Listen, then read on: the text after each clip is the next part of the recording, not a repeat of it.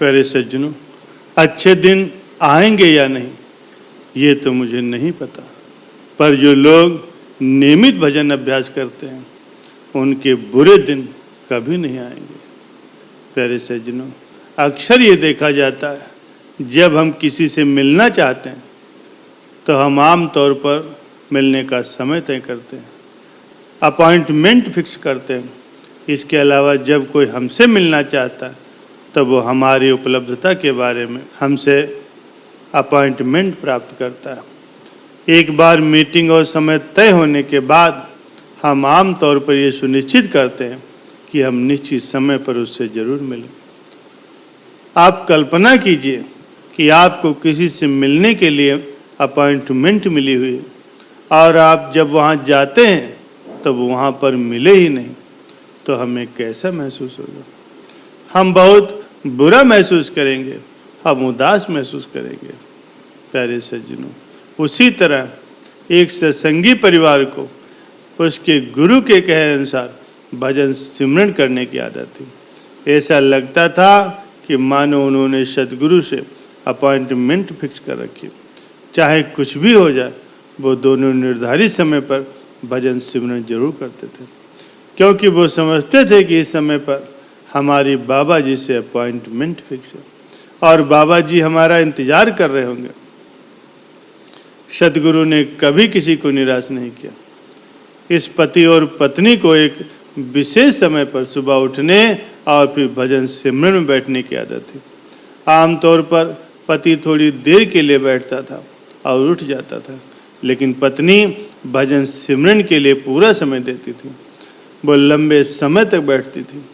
ये पति अपनी पत्नी के बारे में ये देख करके बहुत खुश था। पति का हर रोज का एक ही नियम था कि जैसे ही उसकी पत्नी भजन सिमरन करके उठती, वो उसके पीने के लिए एक कप चाय तैयार करके रखता था।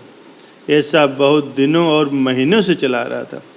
जैसे ही पत्नी भजन सिमरन करने के बाद अपनी आंखें खोलती तो उसके सामने चाय के साथ पति को मुस्कुराते हुए पाती। वे दोनों अपनी इस दिनचर्या का पूरा पालन कर रहे थे। एक दिन पत्नी उठती है तो वो देखती है कि उसके पति अभी नहीं उठे। वो उनके पास जाती है, अपने पति को हिला करके देखती तो वो अपने पति को मृत पाती। ये देख करके उसे बड़ा सदमा लगता। वो खुद से कहती है कि मेरा भजन सिमरन का समय हो रहा, क्योंकि मुझे मेरे सदगुरु के साथ अपॉइंटमेंट फिक्स है। अब मैं क्या करूं? वो रोती है, लेकिन फिर वो सदगुरु से प्रार्थना करती है कि मैं अपना कर्तव्य पूरा करूंगी, आप मुझे माफ़ कर दें। अगर मैं फ़ोन कॉल करती हूँ या किसी को बताती हूँ तो घर में रिश्तेदार, पारिवारिक लोग और संबंधी आना शुरू हो जाएंगे और मैं भजन सिमरन पूरा नहीं कर पाऊंगी। मजबूत दिल और आंखों में आंसू के साथ वो अपने पति को एक बेडशीट से ढकने के बाद भजन सिमरन पर बैठ जाती और पूरे 2.5 घंटे आंसू भरी आंखों से भजन सिमरन करती।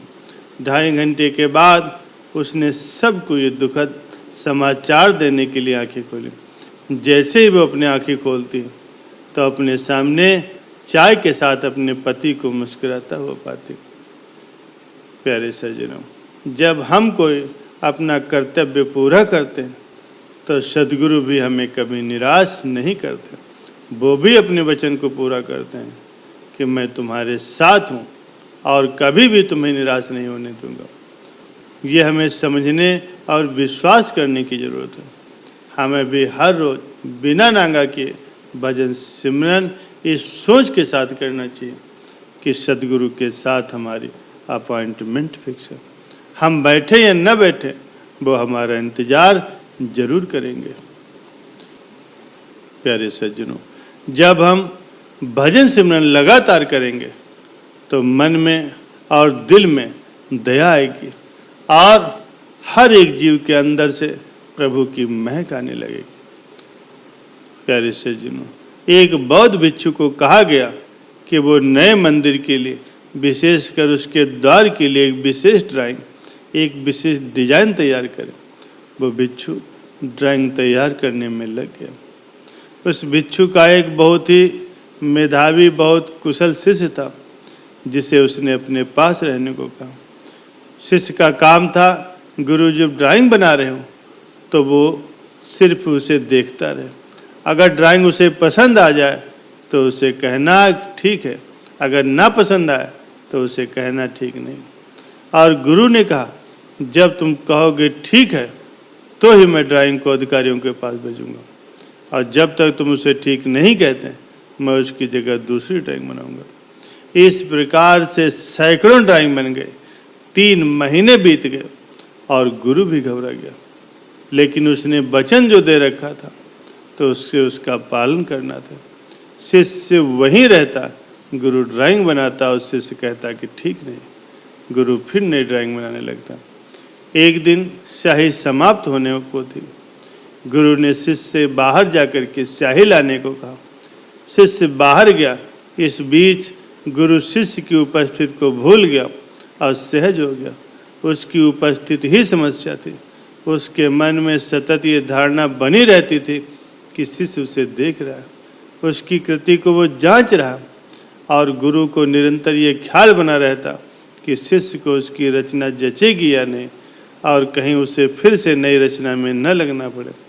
इस आंतरिक उहापोह के कारण गुरु सहज नहीं हो पाता था। जैसे ही शिष्य बाहर गया, ड्राइंग पूरी हो गई, और जब शिष्य वापस आया तो उसने कहा, अद्भुत, लेकिन आप ये पहले क्यों नहीं बना पाए? गुरु ने कहा, अब मैं समझता हूँ कि मैं पहले क्यों नहीं बना पाया। इसीलिए क्योंकि तुम यहाँ थे, तुम्हारे कारण मैं प्रयत्न कर रहा था कि तुम्हारी स्वीकृति मिले, और प्रयत्न ने सब चौपट कर दिया। मैं सहज स्वाभाविक नहीं हो पाता था, मैं बह नहीं पाता था, तुम्हारे कारण मैं अपने आप को भूल नहीं पाता था। प्यारे सज्जनों, जब आप ध्यान करते हो तो उसे करने का भाव, प्रयत्न का भाव, उसमें सफल होने का भाव ही बाधा बन जाता। उसके प्रति सजग रहो, अपने ध्यान को जारी रखो और भजन सिमरन करते रहो। अपने सद्गुरु के प्रति भाव को सच्चा बना के रखो, और एक दिन ऐसा आएगा कि मात्र धैर्य रखने से वो दिन आ जाएगा जब प्रयत्न नहीं करना पड़ेगा, तुम्हारा भजन सिमरन सहज ही होगा। सच तो यह है कि तब तुम नहीं रहोगे, केवल ध्यान ही रहेगा, भजन सिमरन ही रहेगा। प्यारे सज्जनों, इसीलिए हमें अपने कर्तव्य को प्रतिदिन पूरा करना है, यानी हमें अपना भजन सिमरन प्रतिदिन करना है, बिना नांगा किए हर रोज करना है, क्योंकि चाहे हम बैठें या न बैठें, सद्गुरु हमारा इंतजार जरूर करते हैं।